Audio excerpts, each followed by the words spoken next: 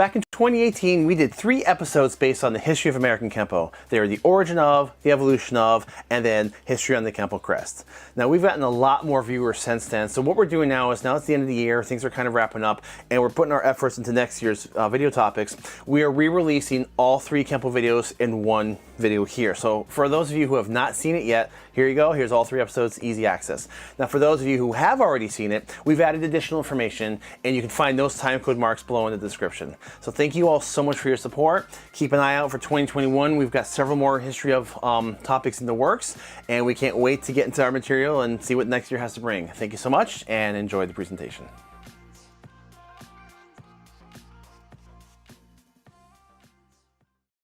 The origin of American Kempo. This topic hits a little close to home for me because this is my art that I've trained in for 25 years. Now, there are many different styles of Kempo out there, each with their own unique characteristics. Established in the 1950s by Senior Grandmaster Ed Parker, American Kempo is an amalgam of martial arts with roots going back to Japan and China, as well as elements that are custom tailored for American street fighting. In this video, we're going to take a look at where the seeds of inspiration began and how Mr. Parker went about crafting a system that became a science of motion.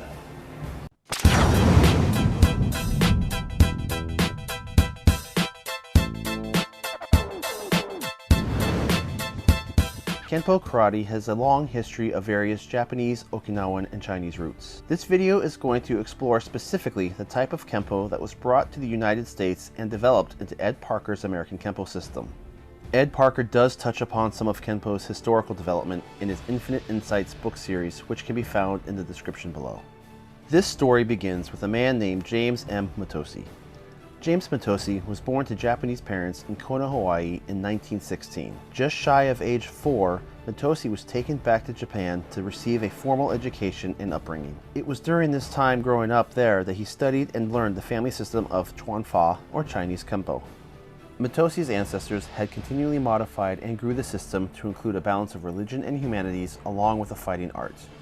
This family Kempo system is sometimes referred to as Koshoryu, or Old Pine Tree style. Matosi's style featured strong kicks and linear techniques. In 1936, Matosi returned to Hawaii and began teaching his family Kempo, which he sometimes referred to as Kenpo Jiu-Jitsu. Ed Parker had once stated that he believed Matosi had modified the name so that the general public understood it was a fighting art.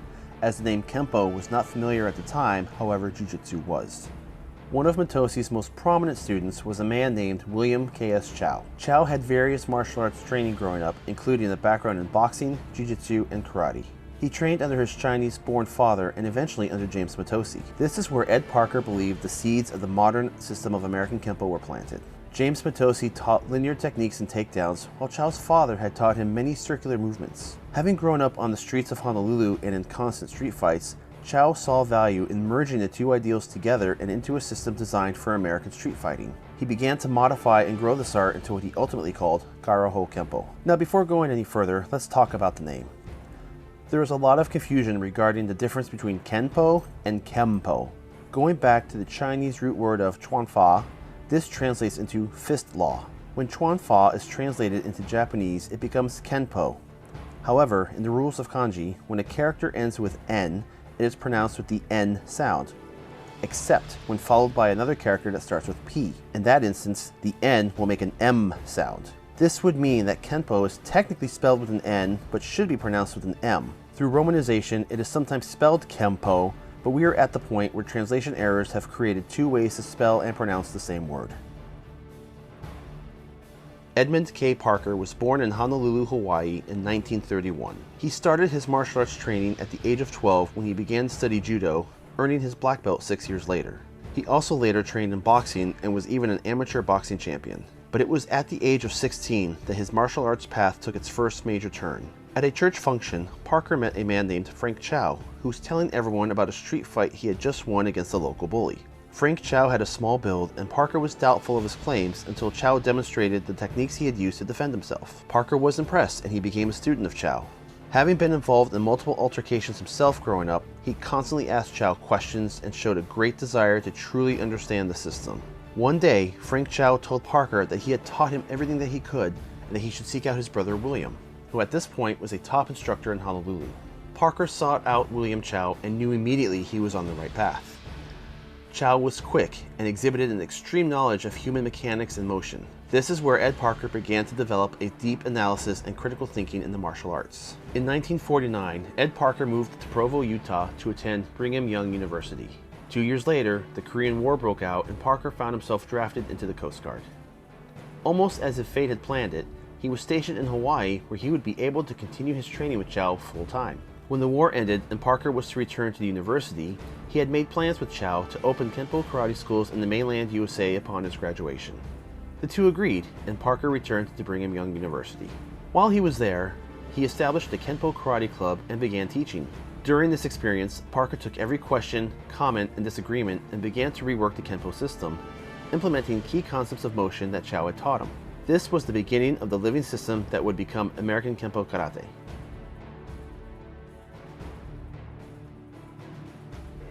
Two things. Number one, great humor, and probably the fastest individual I have ever encountered in front of me.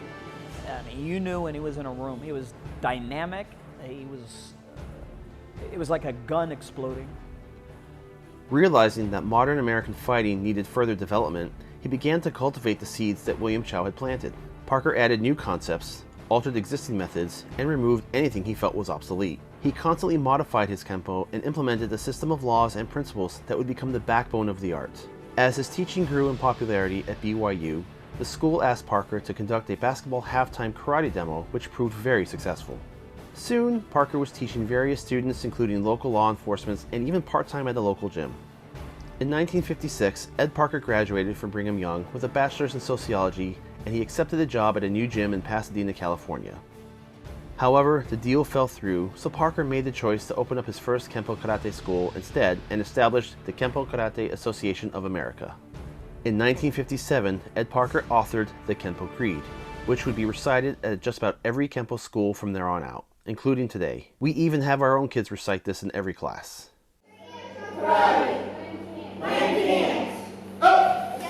Things were going as planned for Parker, and anxious to fulfill the promise he had made with William Chow, he flew back to Hawaii to bring him to California and continue with their plans to open more Kempo schools. Chow, however, no longer wished to leave Hawaii, and he gave Ed Parker his blessing and told him to go forth and build his new American Kempo. One of Ed Parker's first moves was to restructure the KKAA and reform it into the International Kempo Karate Association with the hopes of a global spread of the art.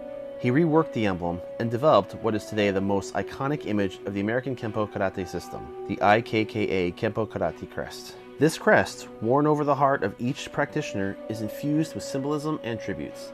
However, we will take a closer look at this in the third part of this 3-episode Kempo series. Ed Parker drove a hard effort forward to spread the art, and it wasn't long until Kempo was becoming a name of its own. He became known among Hollywood talent and actors, teaching at different clubs and holding several demonstrations. It was at one of these demonstrations in 1960 that Ed Parker met a man by the name of Elvis Presley. Elvis had held an affinity for martial arts, and from that point on, the two of them developed a close friendship. Elvis became a prominent representative and brought even more awareness to Kempo. Throughout his professional career, Ed Parker instructed and worked with many of the Hollywood elite. In 1964, Ed Parker launched the first Long Beach International Karate Championships, a high-end tournament that still exists today. Throughout the 70s and 80s, Ed Parker toured and spread the art of Kempo across the United States and even branched out internationally. He released several publications and became one of the most notable martial artists in the country. Described as a living force, Ed Parker touched many lives and created the torch of an art that would be passed down from generation to generation. On December 15, 1990, Grandmaster Ed Parker suffered a massive heart attack at the Honolulu airport after returning home, and he passed away. He was 59 years old, and the Kempo community had lost a father. Throughout his life teaching Kempo, Ed Parker continued to modify and adapt his art. He'd like to take movements apart and put them back together again in different configurations, turning American Kempo into an organic and living art. And Ed Parker was always evolving. He would do it spontaneously right there in a class setting. But he was always doing that. And he wanted to really get across about tailoring the art to fit the individual. He wanted these to be a template. He didn't want it to be concrete. Quite honestly, I think Ed Parker would always be changing and always alter. Now, he did say follow the general rules and principles. I think when Mr. Parker said that the art should be tailored to the individual and not the other way around, what he was talking about was that rules and principles can be used by an individual differently from other individuals. For instance, I'm 5'5", there's people that are 6'3", bigger, I'm little. There's things that they can do that I can't do. And just because the technique says, well, it needs to be done this way, that it's teaching you a concept and a rule. Borrowing from various Chinese, Okinawan, and Japanese systems, he observed the flow and the patterns of motions and created one of Kempo's most iconic emblems, the universal pattern. The universal pattern is a sophisticated study, as the circles and lines are all intertwined in a way to demonstrate the different paths and methods the human body can move. It may seem simplistic at face value, however, it's easy to see just how volumetric this design is once you realize you're only looking at one plane. In its full form, the universal pattern of motion exists on 9 planes, and then you can begin to see just how dynamic it truly is. The universal pattern was just no more than to teach geometry movement, the body movement, like your body was a marking pen or pencil. And he would use the pattern, he would have it on the uniform, talk about the salutation all the way up where you want your hands like this and you come up like this. You can see the heart. Well, the upside down of that is form 6, right? So he would use that so you understood the movement that you're to illustrate, like a mime. And he did tell us that it was infinite. In other words, he himself never reached its potential. What makes American Kempo different from other styles of self-defense? The signature difference is the scientific method and academics applied to the art. American Kempo is often called the science of motion or the science of fighting. It analyzes all of the different ways the human body can move and react, and it applies a series of principles or laws of how those movements work and how they can be utilized. For example, one of the primary principles of Kempo is economy of motion. If I had to pick one principle, I would say economy of motion. Trying to be as efficient as possible to deliver the effect that you want without wasting energy. Other key principles are point of origin, or being able to execute strikes and movements from your current position without having to load or telegraph movements. There are also power principles that dictate the different ways the body can generate power, as well as the dimensional zone concept, which studies ways to manipulate a person's height, depth, and range, along with the zone of obscurity or paths of attack outside of an opponent's peripheral vision. Kenpo is very heavy on the academics, and it takes years to learn and understand it. Many people often criticize it for being bloated and extraneous. However, if you can dedicate the time to understanding the science behind the art, then you can mold the art in many different effective ways. In the words of Mr. Parker, understand the principles that are involved throughout. You understand principles, you now become a mechanic of motion. You become a mechanic of motion, you can dissect it, take it apart, put it together on your own. Okay? Then after a while, you're going to try to be an engineer motion. Another heavily stressed aspect of American Kempo is the encouragement of students to ask questions. In many traditional forms of martial arts, it is considered disrespectful to question an instructor on their teaching, as if asking the question why is an insult. William Chow and Ed Parker firmly believe that in order to understand the how, it was important to know the why. Kempo students are encouraged to ask why a technique is done a certain way, or to compare it with an alternative method. A Kempo instructor should be able to answer these questions and give reasons, given they understand the principles that are put into place. I've done other arts, and I feel like Kempo is a science-based art. You're studying motion. It's not just, hey, do this because I'm doing it. And you're actually allowed to question your instructor and go, well, why would I do that instead of this? I like the rules and principles behind it. Kempo also breaks away from other karate systems and drops the traditional Japanese words and commands and replaces them with new English terms. Ed Parker utilized these new terms as memorization tools for self-defense techniques. For example, mace is fist, kimono is shirt grab, talon is a wrist grab, wing is an elbow strike, and much, much more. These terms were often used to describe the essence of a technique. For example, crossing talon means a crossed wrist grab. Lone kimono is someone grabbing your shirt with one hand, where twin kimono is a technique based off a double hand grab. The Kempo syllabus is robust, containing much more curriculum than most other systems. For each belt level, students must learn a set of basics, a list of self-defense techniques, and a kata or form. Basics include strikes, blocks, stances, parries, and foot maneuvers. Katas are separated into 2 categories, forms and sets. Sets are individual katas that focus on an isolated concept, such as blocking or stances. Forms are much more dynamic in that they demonstrate many of Kempo's principles in motion, highlighting and teaching key concepts and showing how movement and ideas can flow smoothly from one technique to another. American Kempo's self-defense curriculum is one of the system's signature features, and yet also one that receives the most criticism. Each belt level has a series of pre-choreographed scenarios in which a partner comes in with a single attack and a defender executes a sequence of defensive moves and follows it with a series of rapid strikes to vital target areas. These strikes are designed to incapacitate the attacker so that the defender can escape. Many tournaments, demonstrations, and schools will hold a technique line drill in which students line up and take turns performing these techniques on each other. The line drill serves a couple of different purposes. First, it teaches the student how to apply the technique on a human body and understanding how the body will react to certain strikes. It also teaches spontaneous thinking when a person may not react exactly as expected, or a particular move didn't work, so that the student has to adjust their strategy on the fly. Additionally, it's a major conditioning drill. Those who have trained at a serious Kempo school, especially from a Parker disciple, know that it is not light contact. By taking the hits as well as giving them, the Kempo student becomes conditioned and is less shocked later when actually hit. In the classes I studied in, our concept was we wanted to get hit harder in class than we would on the street, so that way it would take away the surprise element of getting hit.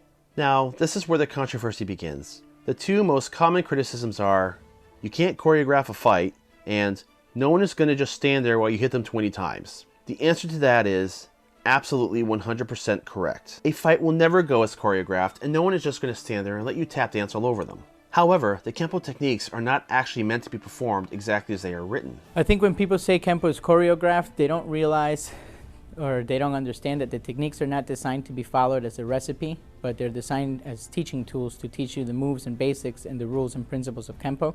So yes, I agree, you're not going to be able to do a 7-move, technique on one person, but you definitely be able to do pieces of those moves in a circumstance when you need it. It's too choreographed. So is going to school learning how to write. Everything is systematic. Got to learn the alphabet. So Ed Parker did it in the martial arts. Got to learn the alphabet of motion. You know what's funny too is in boxing they do a thing called shadow boxing to warm up. Yes.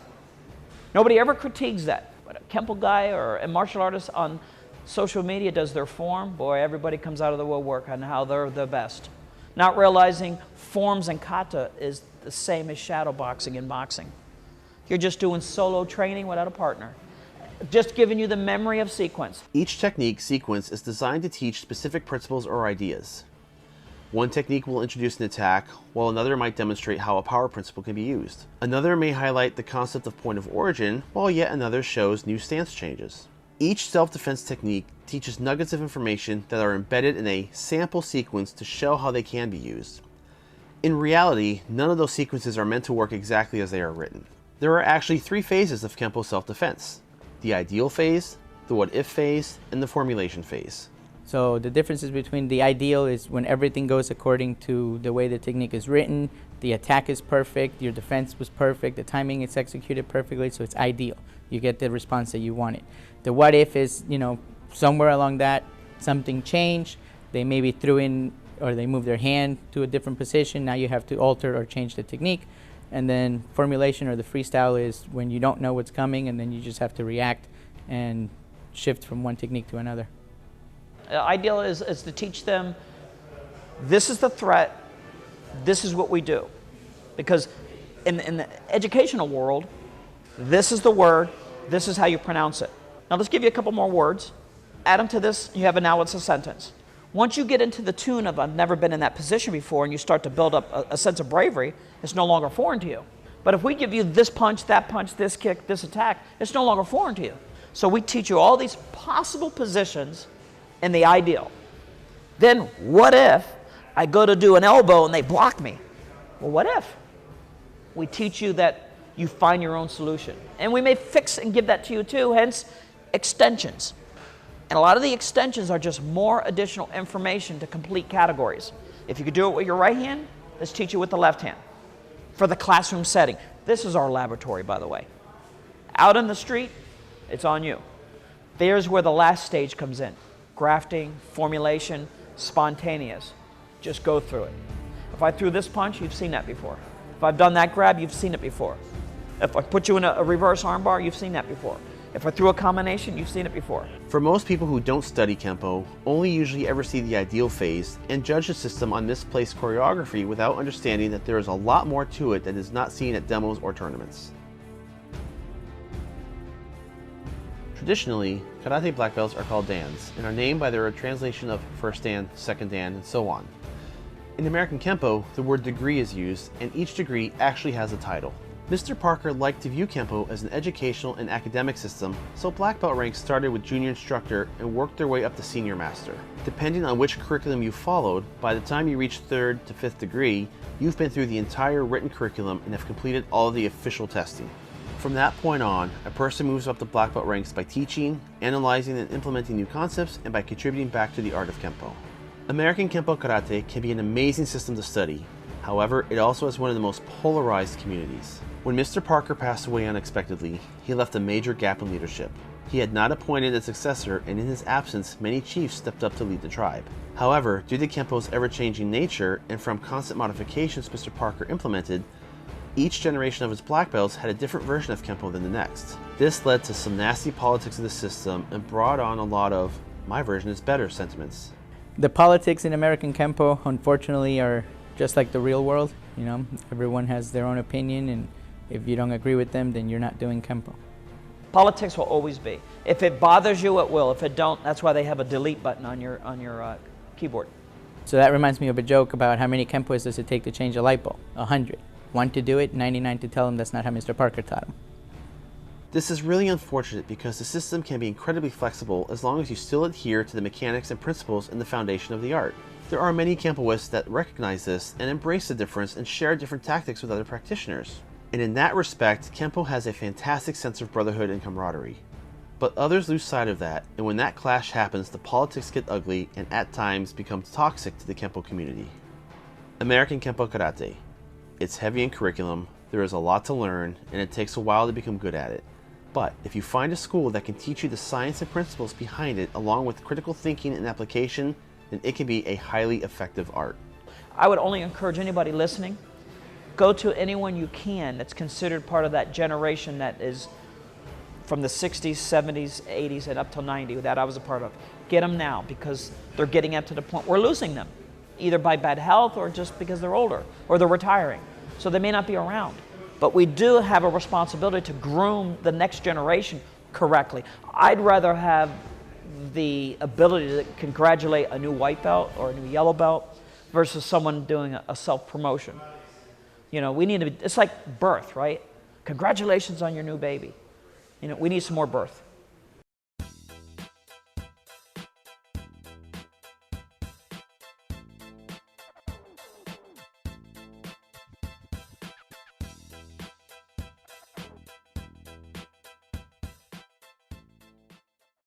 So speaking of the different parts of the Kempo curriculum, you know, we've got your forms, you've got your Kempo techniques, you've got your sparring, you've got your basics. That's pretty standard. But there's also pieces of the curriculum that's missing and that you don't really see very often anymore, and those are the freestyle techniques. And while some schools still teach them, most seem to have abandoned it. And it's a pretty significant chunk of curriculum, big, you know, a lot of material in itself. So with freestyle techniques, you know, basically what they were is they were sequence of combinations of our basics put into different combinations, and they were used offensively. You know, in contrast to our self-defense techniques, which are all defensive based, the freestyle techniques were meant to be used in sparring. So they're all advancing and they're all different combinations looking for different entries.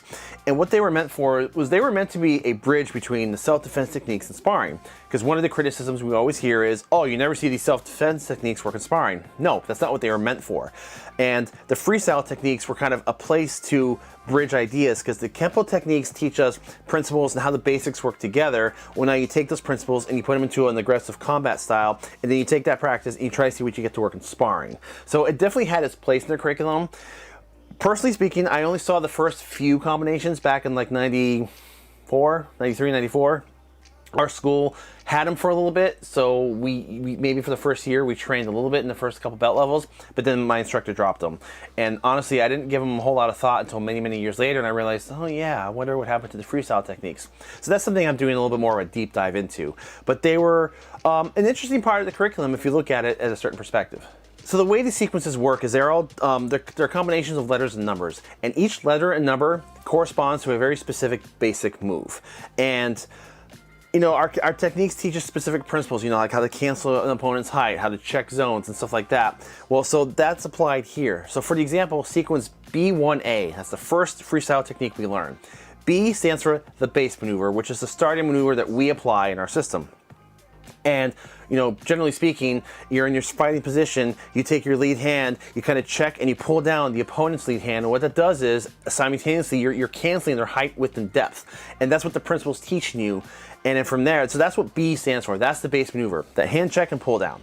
So the techniques will build off of that.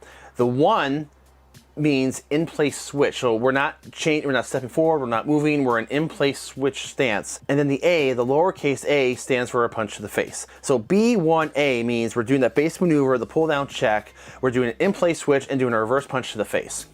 That's the first one, B1A. In contrast, B1B, which is the next one, lowercase b stands for a punch to the ribs instead of the face. So where B1A is check, rotate, punch to the face, B1B is check, rotate, punch to the ribs. So it's kind of teaching you the concept that you can go higher or low. Then we have the number. Again, the number is the stance used. So where 1 is an in-place switch, 2 would be a push drag. So, and so on. So each number that goes up is a different foot maneuver. You've got cross maneuvers or crossovers, you've got slide ups. So they all build upon each other. So again, for example, so B2A would be B, that base maneuver of grabbing the arm and checking them down. So you cancel the height, width, and depth. 2 is going to be the push drag. So we're not doing that in place switch, we're doing the push drag and then the punch to the face. And then naturally speaking, B2B would be the same thing. Check, push drag, punch to the ribs. So basically it's a very simple concept. So each letter and number corresponds to a basic.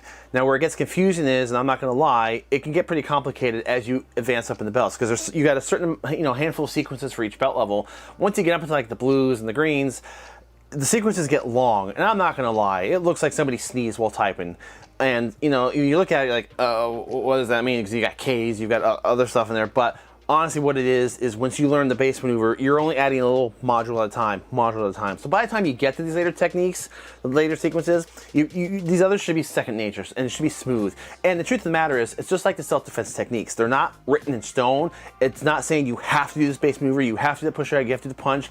It's showing you the relationship of the basics, how you can use them in an offensive manner in sparring. So by the time you get to the higher sequences, you should be able to a snap of the hat reaction and do any combination that feels natural, applying the rules of the techniques and the principles, but now you're using your basics in an aggressive manner for sparring. So I'm taking it upon myself, this is kind of my personal study right now, is I'm going to dig deep, I have all the material, I'm going to try to learn them on my own, and then see how I can apply them to sparring and judge for myself. Was it justified in removing the freestyle techniques from Kempo curriculums, or is it kind of a missing gem that people are missing out on? So that's my personal experience. I'm going to try to do an experiment, take these and see how I can apply them to my own sparring. I will say for the record that B1A, the check down punch, I've used that many times in sparring very effectively. And I've even done variations where you check down with the lead hand and snap to a back fist. So I do know, at least at the root level, the information is good. So that's gonna be my fun project, to expand on that and see what I can play with. But for those of you who are not familiar or who might not be familiar with the Kempo system, this was just a little bit part of the curriculum you don't see very often anymore. But it also addresses, again, the criticism where people go, oh, you never see these techniques applied in sparring. You don't, because there's a reason. They're not meant for sparring. They're rules, they're teaching tools. The freestyle techniques, again, were a bridge to connect principles and basics to real life combat, and then try to find a middle ground where you can practice them and break them down into bite-sized pieces. So that's freestyle techniques. On to part 2.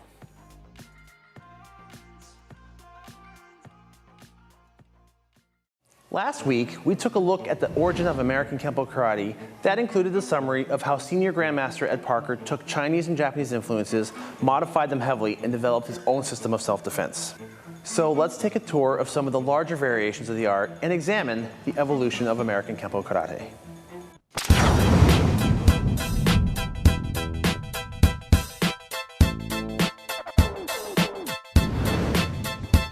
In the previous video, we took a look at the origin of American Kempo and how Ed Parker learned a system of self-defense and then modified it to address American street fighting. I encourage watching that episode first if you haven't already, and there is a link in the description below. In this episode, we're going to build on that and take a look at this young system and how it evolved over the past 60 years. Now, as I've said in previous videos, American Kempo has a very fractured community.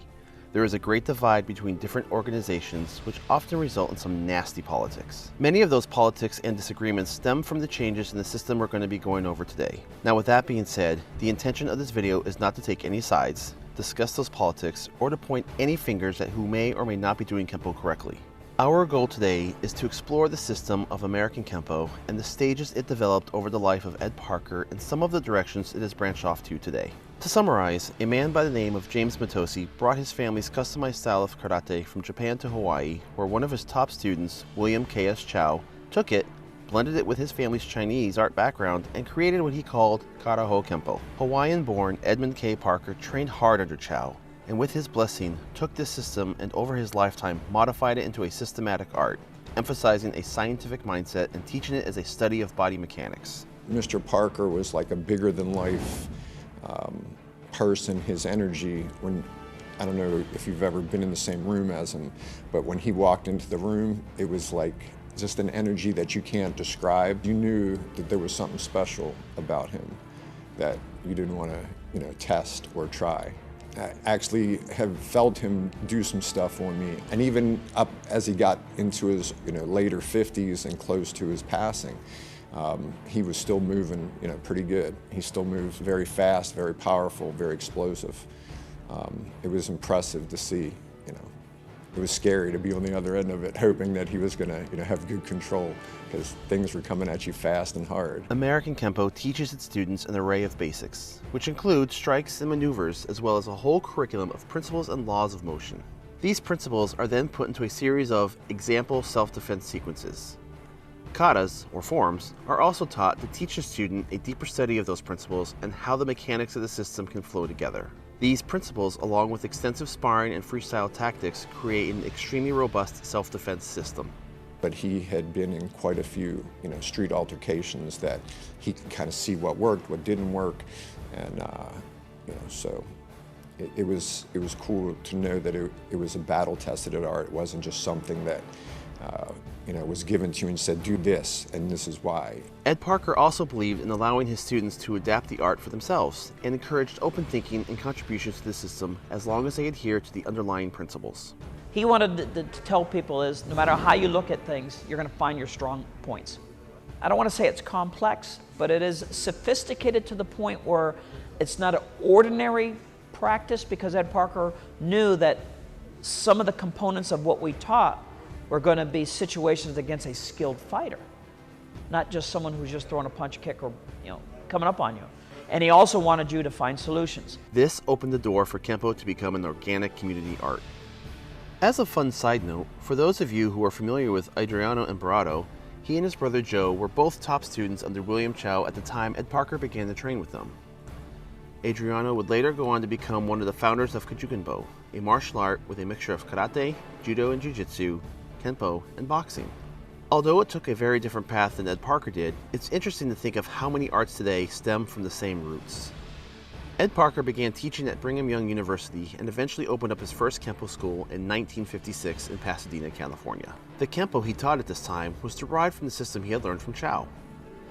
Chow had also taught him advanced motion, and Ed Parker took this information and began to restructure the art. He modified techniques, made additions, and deleted anything he felt was obsolete. Students were encouraged to ask questions, and he would modify the art based on his own experiences and that of his students.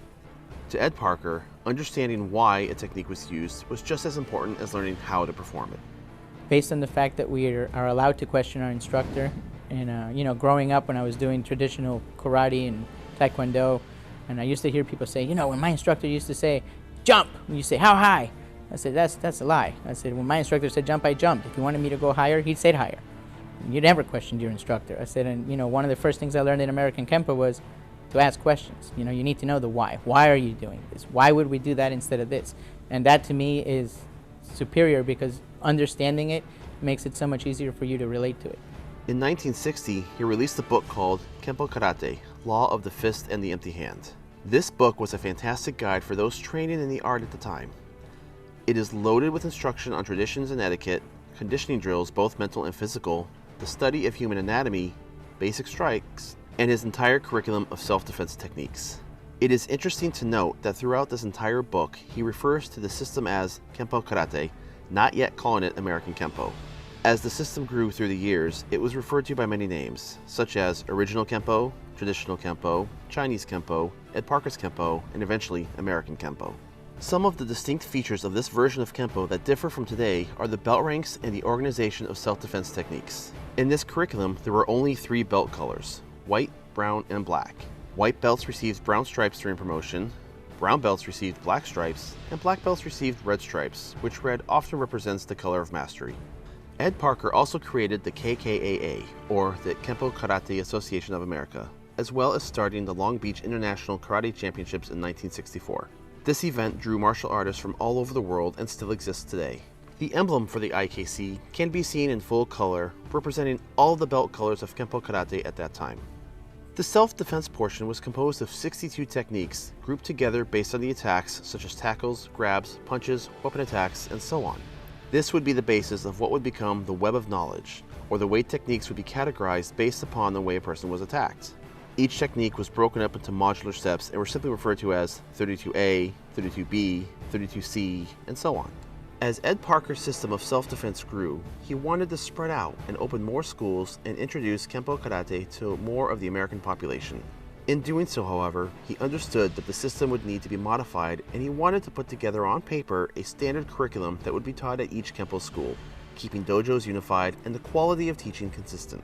Now, here is where the first major split of American Kempo occurred, and also the source of much of the bad blood and politics that still linger today. Two of Mr. Parker's senior students were Al and Jim Tracy. Much of what occurred between them is subject for debate, with accusations on both sides, and stem into some of the ugliest Kempo politics that still remain. Regardless of what happened, the Tracy brothers did not want to go the same path as Ed Parker, and they parted ways. Al Tracy led the family in their own Kempo schools based heavily on the art they learned from Ed Parker. They kept many of the traditions and structure of the system as they grew, and opened a very successful chain of schools that can still be found across the country today. Ed Parker dropped the modular breakdown, eventually creating fuller and longer defense sequences, while the Tracys kept the shorter combinations. If I was teaching like 5 swords, I go, okay, this is called technique 1, block drop. Technique 2, technique 3. So you had A, B, C, D, all this alphabet breakdown, which we went into base technique and then the extension. So there wasn't more techniques, they just broke down more and named them with a letter attachment. The Tracy System of Kempo is one of the most widely known sister schools today, with a successful competitive history and widespread reach across America. It is also generally accepted that the Tracys took over the KKAA while Ed Parker created the International Kempo Karate Association during his effort to spread his art overseas. The two styles continued to diverge as Ed Parker continued to modify and change his system while the Tracys embraced what they call original Kempo and claim a closer tradition to William Chow. In any case, despite any he said she said sentiments, it is unfortunate that the animosity remains today. On October 31st, 2017, Great Grandmaster Al Tracy passed away. Both families have lost a father, and perhaps one day the anger can be put aside and new allegiances formed. I think we have to praise them for really getting that out there in the beginning with the franchises. Ed Parker defined his system differently when he was starting to blueprint the 50s, the 60s. And it was a fighting system too, so a lot of it was on fighting. Mr. Tracy passed away recently, so we would only hope that his legacy is passed on through his people, as we would with Mr. Parker and those people. As Ed Parker sought to spread his art across the country, he knew he needed a regimented, fully documented system that could be given to each school to use as their curriculum. With the help of his senior students and his son, Ed Parker put together a series of American Kempo manuals that laid out all of the basics, katas, and techniques to be taught. This first manual was released in 1970, and it bore some major changes from what he taught in the 60s. First, the modular self-defense techniques were dropped in favor of new sequences that would demonstrate how basics and principles work together. A new lexicon was developed in favor of the previous number system, and the terminology and the technique name served as a memorization tool for the practitioner. For example, Talon meant wrist grab, and Ram meant a tackle attempt. A technique named Obscure Wing meant delivering an elbow strike outside of your opponent's peripheral vision. Additionally, Ed Parker added 4 more belt colors to the rank and divided the 128 defense sequences among them. In order to promote to the next rank, students had to complete 32 self-defense techniques, a set of basics, and a kata. Once the techniques were completed at green belt, the student then had to learn extensions for the first 32 orange belt techniques. This rank was sometimes referred to as green-orange. Upon completion of the extensions, they were promoted to brown belt. And at this point, 3 katas, known as forms 4, 5, and 6, were required in order to achieve a black belt rank. This system is often referred to as the 32 Tech Manual, and such manuals are hard to come by today, existing only in the hands of those who received them originally. One of the challenges of the system is that many felt it was a lot of material for students to master at each belt level. This was fine for those who devoted themselves, but as Ed Parker wanted to appeal to a wider population, he noticed that many students were getting discouraged early in their training. He added the rank of yellow belt, which consisted of the first 10 techniques of orange. This allowed the student to get a good taste of the system and achieve their first rank earlier and give them a sense of accomplishment and motivation to go forward. In the early 1980s, Ed Parker released the second manual and the system exploded with new material. Most notably in this version is the distribution of techniques among belt levels. Many schools continue to express concern at the amount of material per belt level. Ed Parker considered dropping the required techniques per belt from 32 to 16, but decided it was too drastic of a change and he settled on a 24 technique system. Brown belt was divided into 3 degrees that counted backward, keeping it in line with the Kyu ranking system of traditional arts. In this new 24 technique system, ranking worked as follows. 10 techniques were required for yellow belt, then 24 for orange, purple, blue, green, third brown, and second brown. As in the first manual, in order to progress from this point, students had to learn extensions of previous techniques. Orange belt extensions for the first degree brown belt, purple extensions for black belt, blue extensions for second degree black belt, and green extensions for third degree black belt. At this point, the student had learned the entire curriculum and further promotion was based on teaching and contribution back into the system. This was a lot of new material that was added to the system. As Ed Parker continued to craft the curriculum, many of his senior students created techniques and katas and brought them to him, and upon approval, Mr. Parker added them into the system. One of the things he wanted his black belts to do, like us, is always think on our own. Hence why he had some do thesis. He wanted to see how you thought. Some of the things even Ed Parker did, they weren't his. The kicking set wasn't Ed Parker's, that was Mr. Kelly's, that was Seabach Tom Kelly's. The staff set was Mr. Chuck Sullivan's. So he allowed his students to help him, for the best interests of all, to flourish. You know, the bottom line is you only have 2 hands and 2 feet. And it's going to be the same in 10 years, or in 20 years. 2 hands and 2 feet. What's really going to change or evolve is your thought process. Ed Parker students all wore white gis, keeping with the traditional karate uniform. In this revision, Mr. Parker added the black gi to be awarded to students who had reached their brown belt status. This was to distinguish the instructors from the beginning and intermediate levels. Today, this black gi has become synonymously known with the American Kempo system. Some schools keep with the black and white tradition, while others make black uniforms their standard throughout all ranks. Belt knot placement was also to be placed on the left for males and on the right for females. This was a nod to the Chinese idea of qi, being stronger on the left for men and stronger on the right for women. Only instructors were allowed to wear their belt knot in the center, representing a balance of energy. This version of American Kempo became deeply rooted and is probably the most common curriculum the system had. In the late 1980s, a third and final Kempo manual emerged of Ed Parker's American Kempo system. This third manual featured the 16 technique system that Mr. Parker had considered earlier. This new manual was very similar to the previous 24 system, with the main difference lying in the distribution of techniques. In this curriculum, 10 techniques were required for yellow, then 16 for orange, purple, blue, and green, and then 20 techniques for the 3 levels of brown and first degree black belt. This time, the previous required extensions were put into place for promotion to 2nd, 3rd, 4th, and 5th degree black belt, with further promotion coming with time and contribution into the system. Ed Parker passed away on December 15, 1990, right as his manual began distribution. Many schools adopted it, while others stuck with the previous manual. With Mr. Parker's passing, a major hole occurred in the American Kempo community. He had not appointed a successor, and a power vacuum occurred, with many senior belts stepping up to lead the system. It was kind of sad to me how when he passed away, the organization splintered off and created their own organizations, and everyone was kind of doing their own thing, and it really just created a void of any one person in leadership, and it created probably 6 or 7 or 8 different Kempo organizations that it's still kind of that way now. As Mr. Parker had continuously changed his system throughout his life, each generation of black belts had a different version than the others. Everyone feels like their way is the best way, and there's a lot of criticism of, well, I'm with so-and-so, he does it this way, that's how it should be done, not this way. So there's a lot of that, a lot of, well, you're doing it wrong, unfortunately. So it's still very fractured and splintered, in my opinion. Other schools took a more extreme turn, and with their experience with Mr. Parker, they put their own spin on it to take Kempo into their own generation and revolution. One of the commonly known offshoots is Kempo Sublevel 4, created by Dr. Ron Chappell. Dr. Chappell took his training with Ed Parker and created a system that focuses on the fine details of human anatomy. The name refers to one of the principles Ed Parker taught, in that there are 4 ranges in hand-to-hand combat: out of contact range, within contact range, contact penetration, and contact manipulation. This last range refers to being close enough to your opponent to manipulate their body, not just strike them. Joint locks, throws, takedowns, and control techniques are all done from this range. Dr. Chappell felt that this 4th range had a sublevel to it. It analyzed the idea that utilizing precision strikes and nerve activations along with structural alignment created enhanced effectiveness not just for Kempo, but for any close-range art. They're using the delayed sword as a meridian strike from here to here. He just went into the actual infrastructure of the pressure point stuff.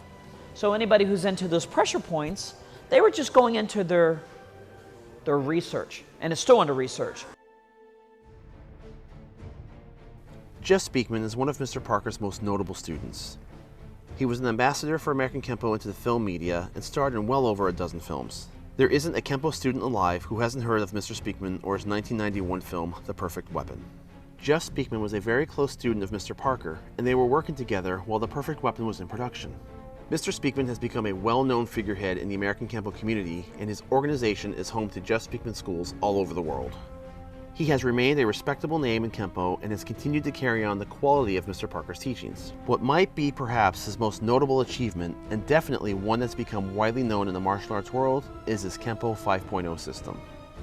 Kempo 5.0 is a radical modification to Ed Parker's Kempo.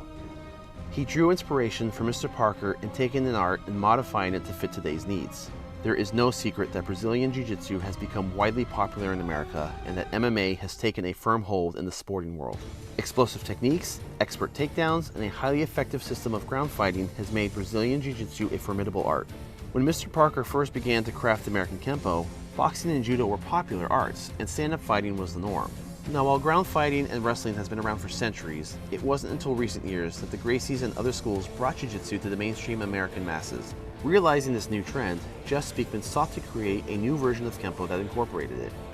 We came here to tell you about Kempo 5.0, a new system of martial arts that incorporates the last generation of Ed Parker's Kempo with mixed martial art fighting and theory. Now, many people often ask me, what does the name Kempo 5.0 mean? Now, we took a look at the 3 Kempo manuals that Mr. Parker put out. These manuals are referred to as American Kempo 32, 24, and 16 Tech Systems, or versions 1, 2, and 3.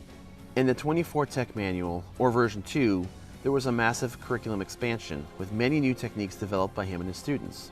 Some of these techniques originated from movements and principles outlined in the katas and were extracted and implemented as self-defense techniques. Kempo katas, or forms, are sequences of techniques in a formation to categorize ideas and demonstrate the flow of movement. The act of creating new techniques from the forms created one minor side effect. Students were learning forms that had techniques in them that weren't taught until later belt levels. I myself had questioned this in my early training. When learning a kata that had an unfamiliar technique, I was told I would learn that technique in the next belt level or two.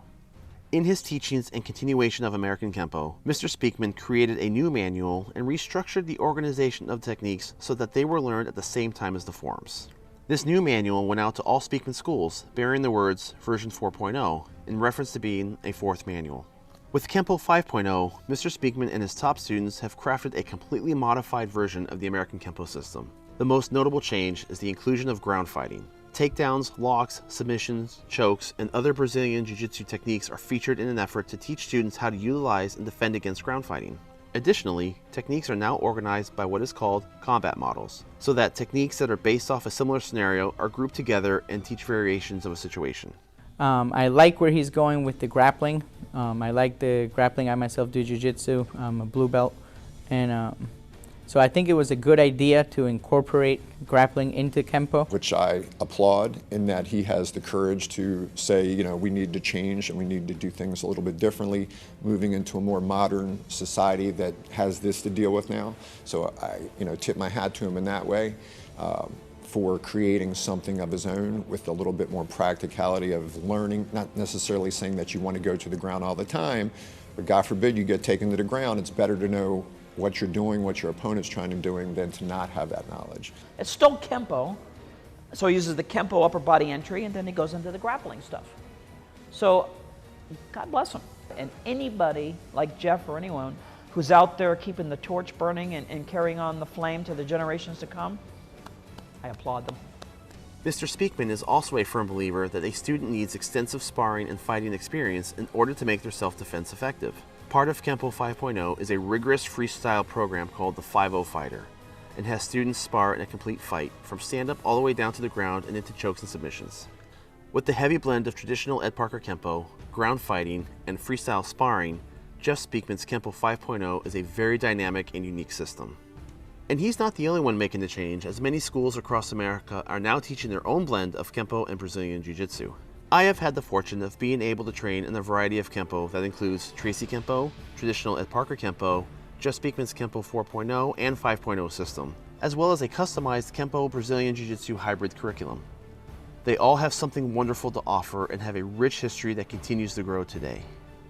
Hopefully one day, the different Kempo organizations can put politics aside and come together again to take Ed Parker's Science of Motion to new and exciting levels.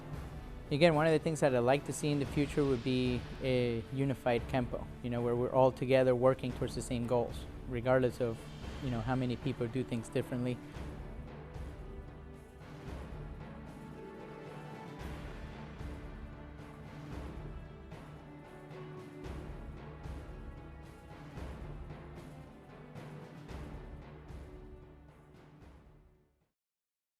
Okay, I just wanted to expand a little bit on the difference between the Tracy and the Parker system. And for the sake of the video, I was taking a very objective stance and trying to show a lot of comparisons, so it's abbreviated. Now, outside of this episode, I can kind of speak a little bit more freely about the observations that I have personally seen myself. And first and foremost, the differences I'm going to talk about, it definitely, there's not a clear line where there's a, you're in this camp or this camp. There's a lot of overlap, there's a lot of blurred edges. So again, it's going to vary from school to school. These are just my personal observations. So when I first started, the first 4 years of our school was based in Tracy Kempo, and that fourth year we were also learning Parker Kempo, so we had an overlap. So I had the unique experience of actually learning both versions side by side. And the one thing I will say is we might have had a little bit of a watered down Tracy system because, as we mentioned in the episode, they've got like 300 plus techniques because they add on combinations. We didn't have that many, so I'm thinking my instructor might have taken those combinations and put them together as one technique, like a Parker system would be, or he left them out. I'm not really sure. So that's one thing right off the bat. We had a little bit of a streamlined curriculum. And honestly too, the arts are more similar than they're different. I mean, they both share the same roots. It's just when you kind of get down to the smaller nuances and details, it's kind of just each system's kind of two different approaches to the kind of the same end goal, if that makes any sense. And I also noticed that the Tracy system tended to be a little bit looser on some of the principles than the Parker system did. And one example being, generally speaking, of course, the situation as it's presented to you will dictate your response. But generally speaking, in Kempo, Parker Kempo, we don't hit the same target twice in a row in this back-to-back. We do more of a, you get a shot, the body reacts, it opens up another shot, you kind of rebound, you move around the body, where Tracy sometimes we'll see multiple strikes to the same target. Again, so it's a little bit looser, not a big deal. Both ways can be right. It's different ways of looking at it from an academic standpoint. Now, what's interesting is when it comes to the self-defense techniques, both the Tracy Kempo side and the Parker Kempo side all have naming conventions for their techniques, which is interesting because when they share their roots back to the Kempo that Ed Parker taught back in the 50s and 60s when it was just called Kempo Karate, they didn't have names. Their techniques were just basically defense from a grab, defense from a tackle. It was just what it was. And you can really see some of those similarities in this book. So this is actually a very valuable book. It's old, it's from about 1960 publication. This is a reprint. But if you look in it, you can see techniques that are, you can see influences of both Parker and Tracy Kempo. You can kind of see where they started from because there's techniques in here that are like the beginning of a Parker technique, or there's a sequence in here that splits off. Like, Tracy does it this way, Parker does it this way, but you see both influences in the book. So it's interesting to see little nuances like that. So both Parker and Tracy Kempo stemmed from this curriculum right here that you see in this book. This material is pretty much the original Ed Parker Kempo. And Tracy just decided to continue more along these lines and adapt this, where Ed Parker kind of restructured and went a whole different direction. So same roots, different branches. So as we demonstrated in the video, Ed Parker created a lexicon of words that basically corresponded to either a specific move or a strike or a type of the body. So for example, anything with the word wing corresponds to an elbow. Mace is a fist. Sword is a sword hand, and so on. And talon is a grab. All sorts of things like that. And so that way when you hear the name of a technique, so crossing talon and delayed sword, it gives you a little bit of an inclination as to what the technique is going to involve. So if you hear something say twirling wings, okay, well then that's going to involve elbows. Tracy kind of went a little bit the other way. They have a lexicon too, but the names tend to be a little bit more descriptive and are not as regimented as the Parker lexicon is. For example, technique 22 in the original curriculum is the defense against a rear hammer lock. In Ed Parker Kempo, we call that technique locked wing because the arm is bent in the elbow formation and we're also striking immediately with an elbow strike. In the Tracy system, they call it locking arm. Both are correct, it's just you see a little bit where one's a little bit more descriptive, one is more towards the code word. Technique 55 is another good example. It's a defense against an overhead knife attack. In the Ed Parker system, we call that raining lance because lance is the word that we use for knife. So any technique with the word lance in it tells us that a knife is involved. In Tracy, the same technique is called whirling thorn. So with wings, we know that elbows are involved, but in Tracy, the technique names describe the action a little bit more than just sticking to the lexicon. Now remember how I just said at the beginning that the freestyle techniques were meant to be a bridge between the self-defense techniques and sparring? Look at technique 38. Put them in a neutral fighting stance and have them grab that front hand and we've got freestyle technique B1B. The roots are there if you dig enough.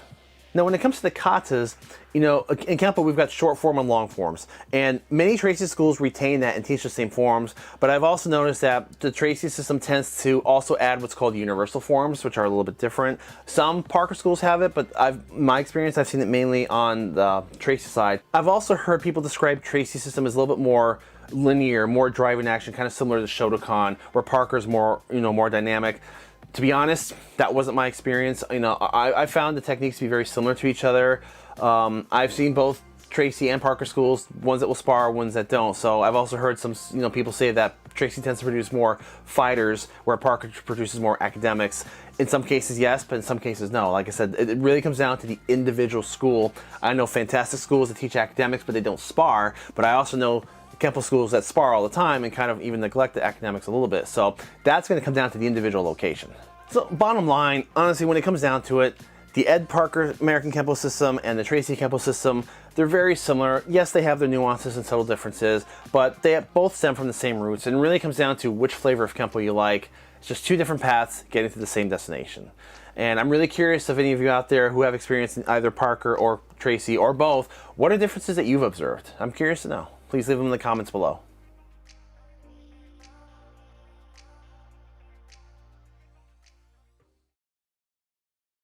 Perhaps one of the most iconic emblems of Ed Parker's American Karate system is the IKKA crest. You've probably seen this everywhere. It's a very common symbol associated with American Kempo, but it also stands for a lot of different things, part of the brotherhood and the community, and it's got some really interesting history when we break it down. So today, we're going to take a quick look at the Kempo patch.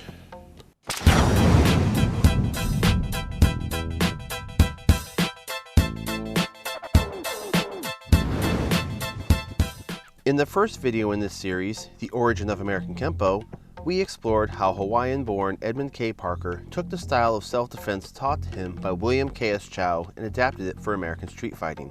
William Chow himself was a student of James Matosi, and Chow had mixed the hard, linear style of Matosi's fighting with the circular Chinese movements his father had taught him. As Chow passed the system down to Ed Parker, the two of them had discussed taking this new mix and adapting it even further and introducing it to America as a newly structured self-defense system. In the second video, The Evolution of American Kempo, we looked at how Mr. Parker continued to adapt this system over the years into a living, organic, and community art. After his passing, his students continued the legacy and took Kempo into their own directions and adaptations of self-defense.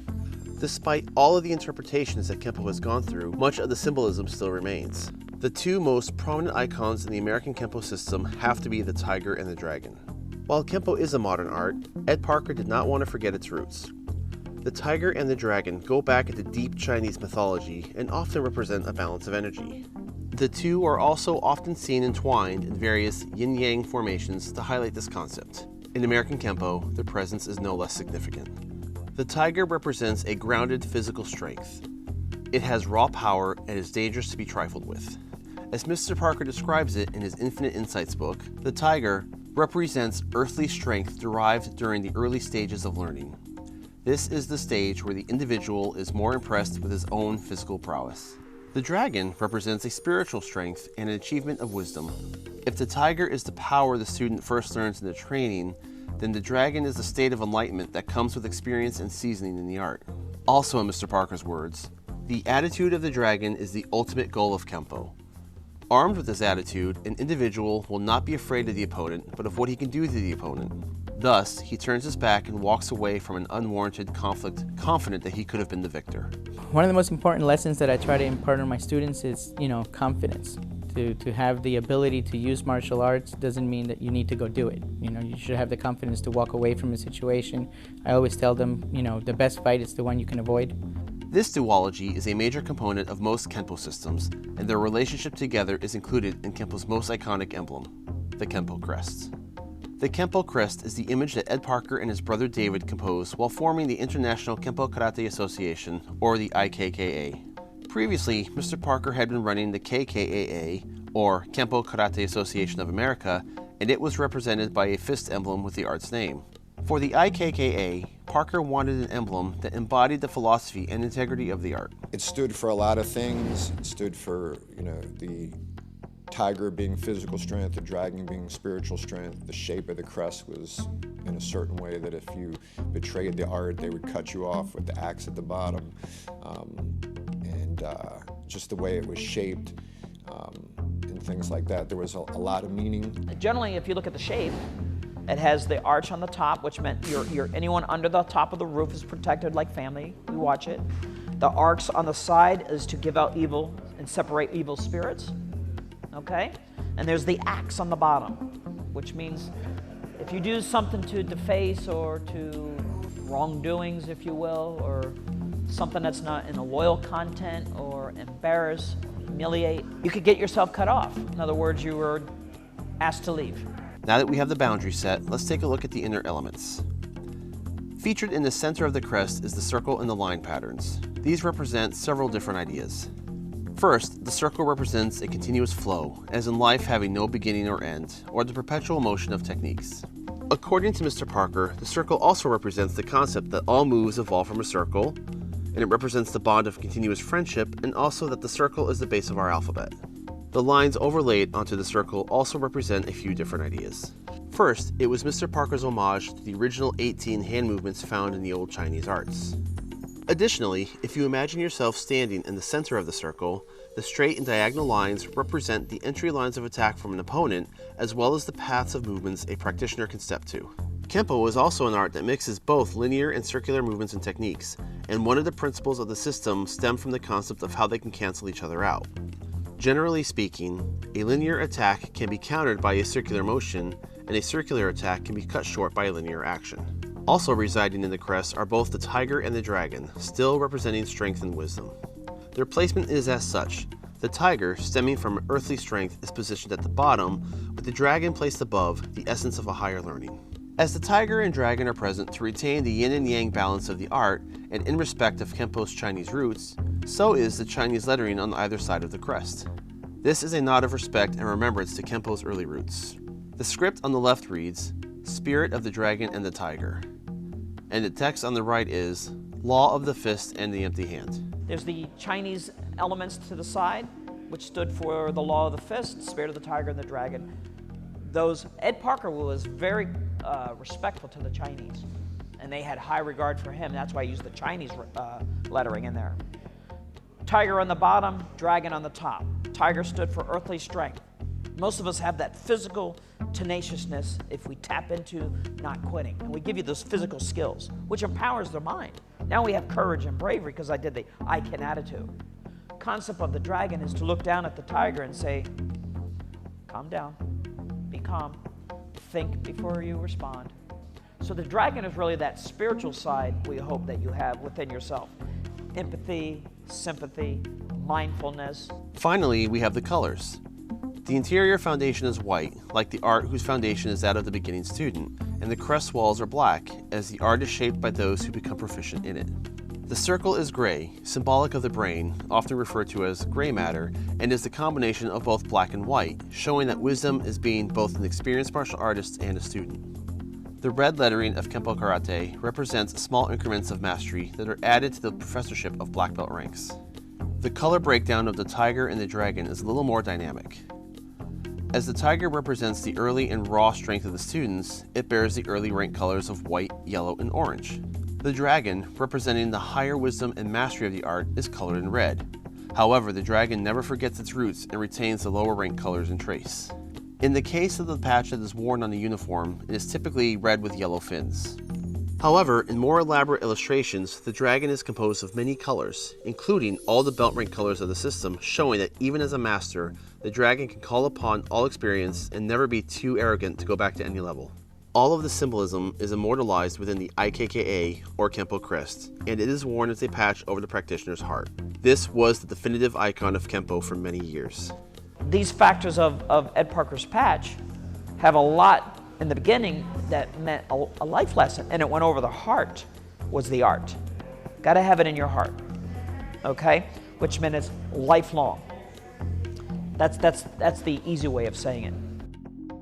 A more somber variation of this patch occurred upon the passing of Mr. Parker in 1990. Frank Trejo, one of Mr. Parker's most senior students and also a man who took the tournament scene by storm, began wearing a black and white version of the crest.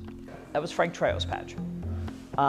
Him and one of his black belts, who was one of the first UFC fighters, by the way, Zane Frazier, they're the ones that did that for their group. What that stood for was, Frank said that the color was taken away. Ed Parker was the flame, he was the life. When the life of Ed Parker was taken, it took the life out of the patch, but not the art. So he wanted people to remember that life is precious, and that it's up to us to treasure life and learn from those lives that we lose. Mr. Trejo and a few others wore this black and white version of the patch for many years and shows the love they had for Mr. Parker and how they mourned him after his passing. As mentioned in previous videos, the politics of Kempo are volatile, and between legal disputes over who was allowed to wear the crest and the result of different organizations splitting off to teach their own Kempo, many new crests emerged that retain the root imagery of the IKKA crest while adding their own flair and personalization. A quick Google search of Kempo crest will show you just how many variations there are. It meant a lot to me when Mr. Parker was alive as to what it stood for and what it meant. And then, when he passed away, it kind of, everyone created their own crest and kind of did their own thing. And it's interesting enough that you could see all these different designs and all the different people who have patches. I usually like to ask people, tell me about your patch and what it means. And you'll get all kinds of interpretations. And they're quite interesting. I had a couple different crests. This one that I have here was when I had my schools in Orlando and kind of put my own logo in the shape of the Kempo patch. And now the logo I have on some of my other gis is a little adaptation of it. We still have the tiger and the dragon being above the tiger to represent spiritual strength is more important than physical strength. So we modified it just so we wouldn't be involved in that as to who could wear it, who couldn't wear it. So rather than be involved in that, we just kind of modified it a little bit and came up with our own. My patch, the red perimeter, stands for bloodline, in our bloodline. So our lineage directly goes right, most of the generations that we have in the CKF were all generations directly to Ed Parker. Let it be the first, second, or even to the last being myself. Who helped me with my patch design was Ed Parker Jr., David Hepler, and David Stanley. David Stanley being the stepbrother to Elvis. David Hepler being the fact that he worked with Elvis for a couple of years. So I took that personality and we put TCB, that people in Kempo should take care of the business. Take care of family, take care of community, help the weak, those kind of things. Also, there's 2 lightning bolts on the top, which means the ones that above was the relationship he had with Elvis. Because EP, Ed Parker and Elvis Presley are gone, from above looking down, we'll keep the spirit of the 2 alive. Take care of the business. And in a nutshell, that's what it is. Now the clock, if you look at the center of it, is multi-dimensional. Where if you look at it, you can see it's multi-dimensional because Kempo's a multi-dimensional system. Okay, so we put that there. We also put in the tiger and the dragon in balance, not one over the other. We felt like yin and yang, you need balance, both tiger and dragon. So in our patch, you have balance. So in the simple layout, there it is. That's what our patch is all about. Personally, I think it's a testament to show how powerful his teachings were. They keep and honor elements of his teaching while adding their own meaningful symbolism as they take the art into the future. One example of this is a community effort to come together and create a new American Kempo crest, also called the Kempo Solidarity Crest or the Unity Crest, that stands for a strong brotherhood and a new era of cooperation. This new crest was composed by many, so that not a single person can claim rights to it, and it is free for Kempo practitioners to bear and represent their art as they wish. And this patch became available to the Kempo community, and I chose to accept it. It's a modern American Kempo crest, and it's supposed to solidify Kempo. A lot of people that I've talked to have actually accepted it and are going to be wearing it as well. So this is not just the history of Kempo in it, but it's got a lot of the rules and principles. There was a group of Kempoists that got together to try to come up with a solution to the problem that was happening in our community. And I know Ed Parker Jr. was one of the supporters for the crest, and he really liked it. It still has the Chinese writing to represent the origin of American Kempo. It still kept the dragon and the tiger and the empty hand and the fist. Everything on the patch is placed in a specific location for a reason. The shape on top is actually Mr. Parker's original school in California. That was the sign outside his school. Interior elements, such as the compass rose, are to honor Mr. Parker's days in the Coast Guard, as well as an homage to the fist used in Mr. Parker's original KKAA emblem. The flame stands for many things, such as the idea that it burns within each practitioner in the 3 levels of advanced achievement: instructor, professor, and master. It is placed within the white background of the triangle to remind the practitioner of where they started, and while it touches the bottom of the triangle, it never reaches the top to show a strong foundation and an effort to reach mastery. It's a very dynamic and intricate design, and I definitely recommend taking a further look at it. The link for the website is in the description below. It goes into further breakdown of the crest, as well as the mission of the Brotherhood. Once again, the crest is free for use, and for any of you who wish to wear a physical patch, all you have to do is contact ePax and request one. And this concludes our 3-part Kempo series. If you have not yet seen the first 2 episodes and are interested in the art and how it began and evolved, those links are also in the description below. Mr. Parker has left an unmistakable mark on the development of martial arts in the United States that spread internationally. What started as an area of personal study exploded into a widespread culture of self-defense, education, and the science of motion. Mr. Parker brought martial arts to a new level in the mainstream American media. He taught American royalty, brought notable names into the spotlight, and left a legacy of disciples that are taking Kempo into new and exciting directions today. He was the powerful tiger that resided here as an earthly force until he descended above as the dragon, watching down on us with all of his wisdom. As martial artists, we strive to reach perfection while never forgetting our roots. Only when we achieve that can we too be the dragon.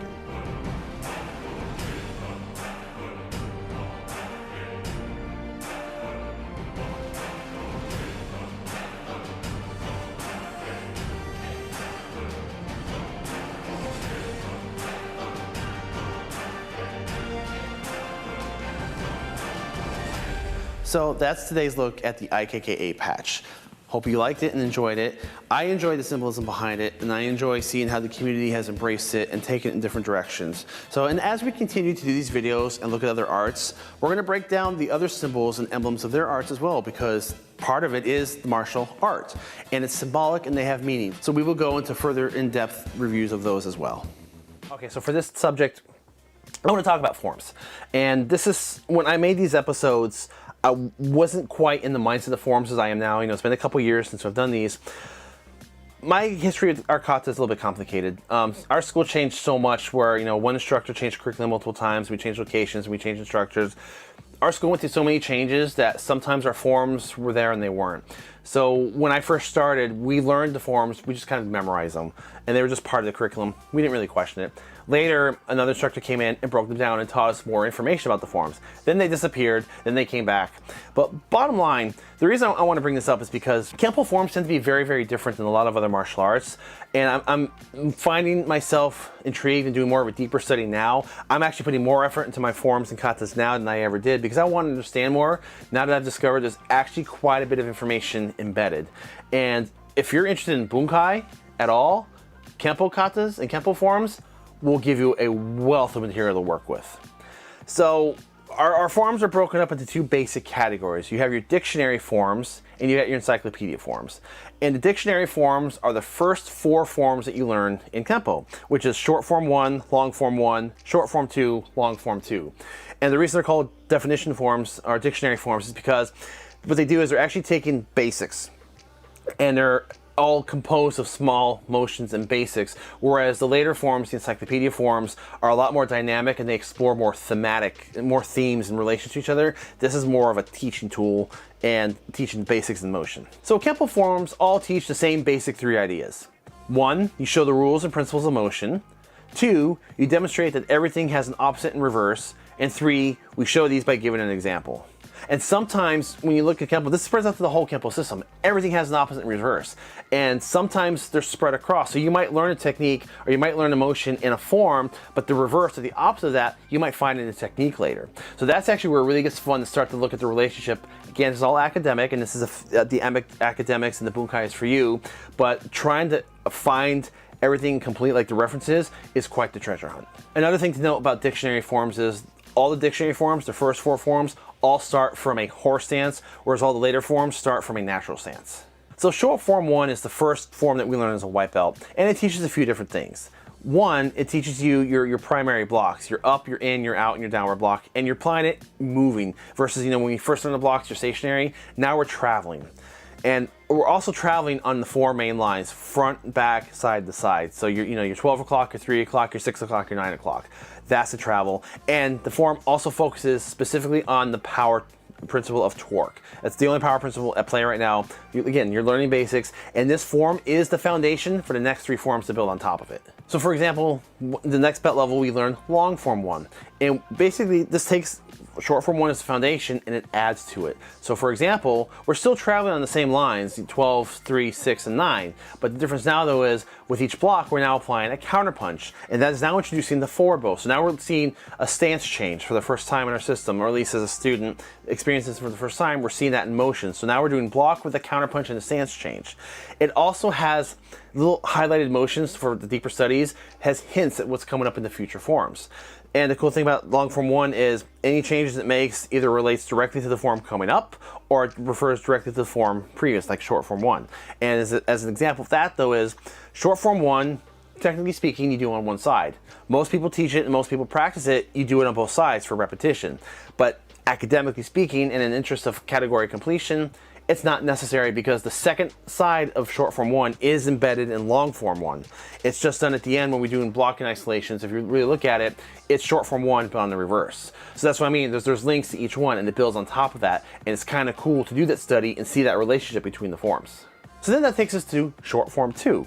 And again, it builds on this. And what we're adding in short form 2 is now we're doing advanced motion. So we're short 1 and long 1, we're all retreating forms.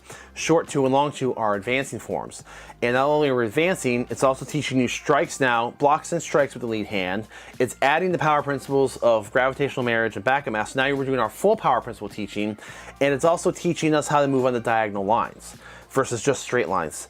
Now what's interesting about this though is if you were to look at it from an overhead view and look straight down, this form never actually crosses the 3 and 9 o'clock line. So while you are facing and moving diagonally, you never quite cross that plane until long form 2. That's something that's added in long form 2. And long form 2 takes this theme even further, and it kind of plays and highlights and demonstrates more examples of opposites and reverses.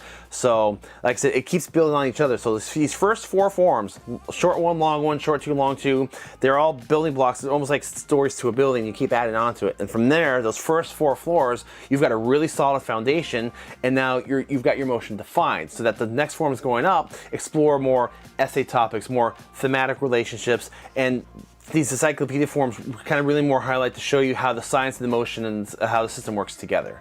So for example, we've got short form 3. Short form 3 is a combination of self-defense techniques that are strung together, but the theme is these are all techniques based off of grabs and holds. So they're showing you how, if this was a sample scenario, people are coming up and grabbing you. So it's showing you the flow between one technique to another and how you can transition from one position to another from that basic attack. And long form 3 enhances that as well. It builds on that and it actually shows both sides. Short form 3, you technically do only on one side. Long form 3 is a little bit more inclusive, a little bit more complete. Long form 4, for anyone who's even familiar with Kempo knows that this is the signature Kempo form. It is jam-packed full of information. It's all techniques that are based off of punches and kicks. So those are strung together. There's a lot of study. It takes a long time to learn this one properly. I personally struggled with this one because It was always on long form I was teaching when our curriculum changed, so I had to, in the middle of it, I had to go back and start over like 3 times. So this form gave me a little bit of grief just because it took me years to get it down for that reason alone.